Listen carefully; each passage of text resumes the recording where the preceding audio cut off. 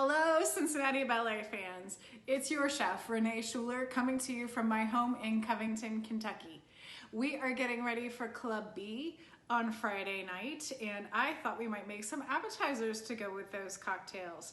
Our theme is speakeasy, so I'm prepared with my wig and my accessories, and I am thinking we should make some deviled eggs. So let's get cooking. Okay, let's get started cooking our deviled eggs. So I've boiled six large eggs, and I have instructions for that on the website. Everybody kind of has their own favorite way to boil eggs, so feel free to use your way. The most important thing when you're hard boiling eggs is that you don't get that bluish green kind of rim on the outside between the yolk and the white. That means actually that the eggs have been overcooked, and you don't want that. You really want the yolk to be a bright yellow but all the way set, or a pale yellow all the way set. And then past that, you get that rim. So try to avoid that if you can. So I'm gonna crack and peel all of these eggs, which might take a little time. So I'm gonna see you in a minute.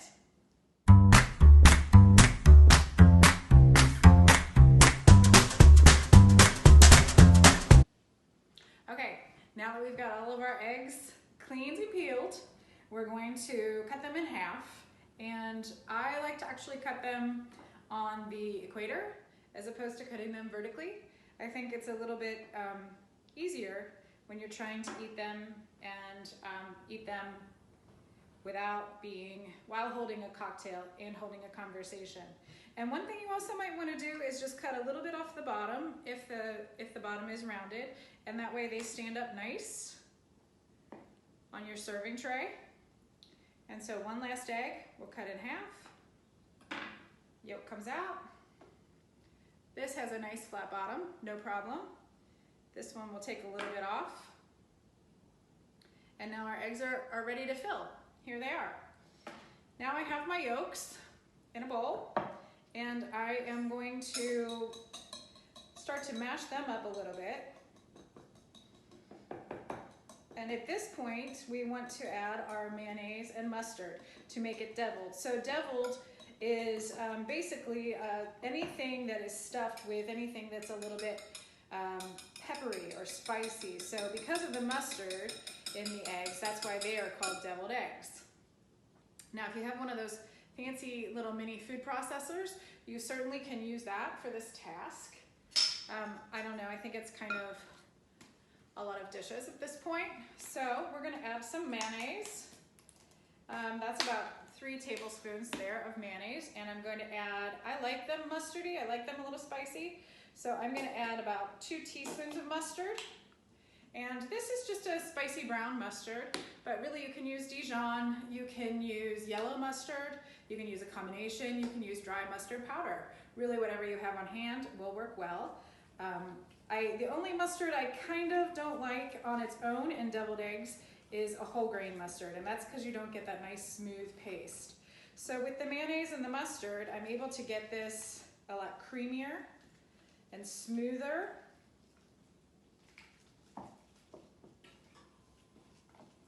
And we're gonna use the back of the spatula to just keep working that so that it's nice and smooth. I'm gonna grab a little bit of salt. Now you can also add some smoked paprika here. You can add a dash of Tabasco, a dash of Worcestershire. Actually, I have Worcestershire, so let's add that.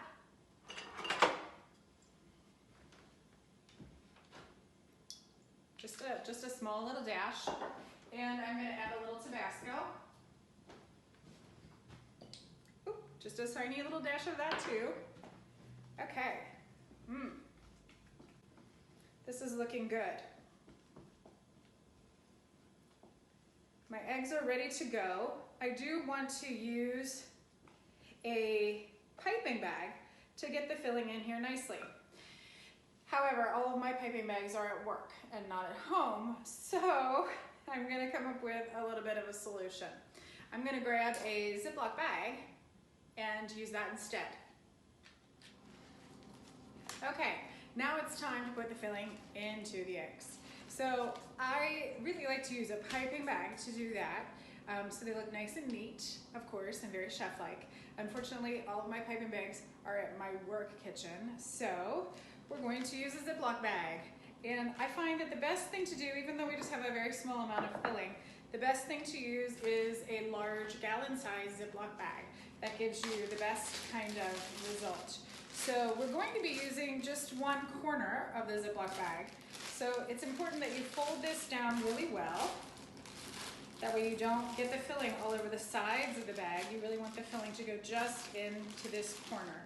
And then choose whichever corner you'd like, and the filling can get put into there, right on that side. I find the hardest thing about deviled eggs is you always want more filling. You always run out of filling for eggs. So make sure you get every bit of that goodness. Even though we cooked 6 eggs, we might not be able to fill 12 egg halves. So we're going to start with 10 and see how that goes. Okay, now the filling is there in the corner. We fold this all back up and gather it together just like a regular piping bag. Give it a nice twist and cut off just the top like that. And now it's time to fill. So I have my 10 egg halves ready to go. And we're just gonna start with a small amount of filling. We can always go back and add more or do our last 2 eggs. So as you see, I'm just using a little swirling motion. So let me show you how that goes. And that way you get a nice top look. Looks very professional, yes? Now, do you want to mix anything into the filling? You can. Sweet relish is something that I've seen put in the filling quite a bit. I like to put things on top of the filling. I feel like that way they have, ooh, look at that, extra filling. There's a little bit more visual interest. So now that our eggs are all filled, let's start thinking about what we can top them with. What can we do? I have some basil pesto. I have some candied jalapenos. I also have some pickled red onions. Taco night last Saturday. I have some kimchi, which is delicious. I have some olives. I have some funky blue cheese that needs to be used. And I also like to do, sometimes I like to do like bacon, crispy bacon on top of my deviled eggs. I don't, unfortunately, have any bacon that's not frozen. So instead, I have some salami. I'm crisping up. So we'll be able to use that in a second. So first, let's do a couple of deviled eggs. I think I like the idea, the combination of a little bit of olive and some pesto. So I'm going to grab, these are mixed olives, but I just want the black ones. I think that's a nice color contrast with the pesto. So I'm going to get a couple of those out, and I'm going to use this little fork and just put a tiny bit of that green pesto on there. Give it a little basil flavor. And I'm going to cut my olive into quarters lengthwise. So I'll have 4 slivers. And I think what we'll do is just put 2 little slivers of olive on each one of these nice eggs. Okay, for our next egg, I wanted to make a kimchi egg. So I've got a little bit of kimchi here, and what I'm going to do with that is, now kimchi is something you may not have in your refrigerator. If you don't have kimchi, something kind of funky and pickled, you know, sauerkraut is an interesting addition, but this is a really lovely, very fresh tasting kimchi that I get, and it is mostly carrots and cabbage and a little bit of pepper. And so I'm going to chop that down some.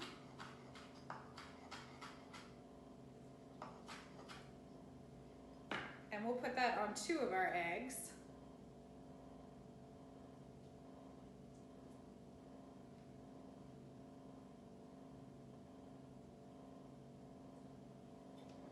Again, just to have something kind of funky, unusual, unexpected, and give them a little bit of an Asian twist. Next up, I want to use my candied jalapenos. So these are spicy, yes, but they are also a little bit sweet. So they are pretty spicy. So I'm gonna go ahead and cut those up just a little bit.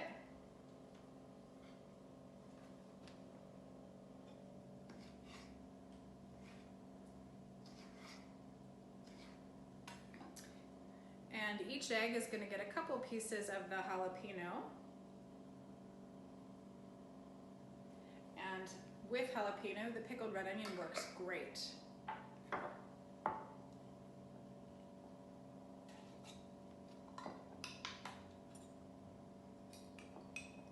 So we have some nice pickled red onions. And the lovely thing about that is they can kind of twist a little bit. So we're going to kind of give them a little bit of motion on those eggs. There, that's nice. So deviled eggs were one of the snacks that kind of were created during the times of speakeasies because people were drinking more hard liquor and more cocktails, and some of the proprietors felt that they were getting a little too tipsy. So they started making basically bar snacks for people, so that they could continue drinking and didn't have to go home when they got too tipsy. Salami. So I have a little tabletop convection oven, which I use quite a lot in my house. And I just heated the salami on a piece of aluminum foil until it started being wrinkly and crisp on the outside edges. And then as it cools down, it's gonna get to a chip. So it's really like a fun ingredient. You can put it on salads, use it as croutons, whatever you like for that. So we're gonna use that on our eggs. And then the last ingredient that I wanna use is a little unorthodox. And that is barbecue potato chips. Yes, barbecue potato chips on your deviled eggs. It's a lot of fun. And very delicious with the blue cheese. So we're gonna take some barbecue potato chips and put them in a Ziploc bag and create like a potato chip dust, almost.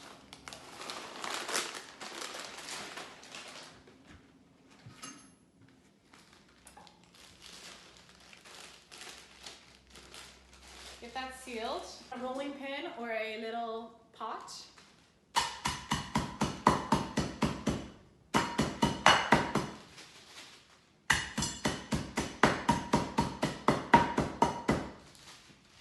And we just crush those into a fine powder. Okay, so we have 3 eggs left. Actually, we have 5 eggs left. I'll use the remaining mixture that we have.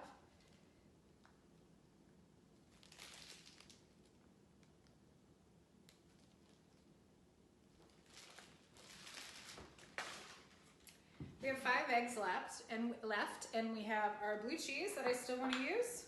So I'll get a little bit of that crumbled. And we have our crispy salami and our barbecue potato chips. So I think we'll do like a charcuterie egg with the crispy salami and the blue cheese, and the barbecue potato chips will get to stand alone. So let's do 3 eggs with blue cheese. And so there really is no end to what you can put on your deviled eggs. There are very few ingredients that do not go well with eggs.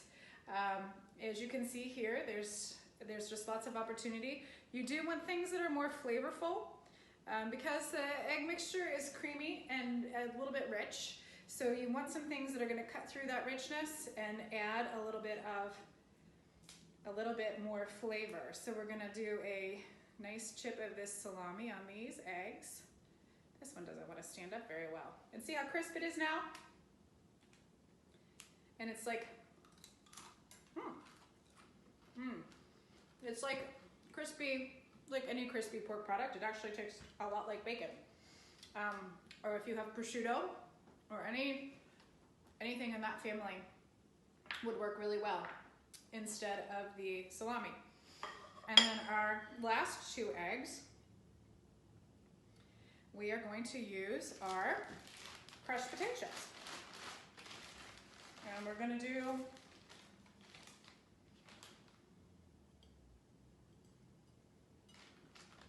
just a line. Actually, what I might wanna do is kind of dip the egg in the chips. Oh, that's fun. So it's like a crusted egg. So we'll do both of those like that. Okay. Then, so now just a couple last minute touches. I have a little bit of cilantro. So I'm going to add a couple little mini pieces of cilantro to our jalapeno, here's our cilantro, to our jalapeno egg.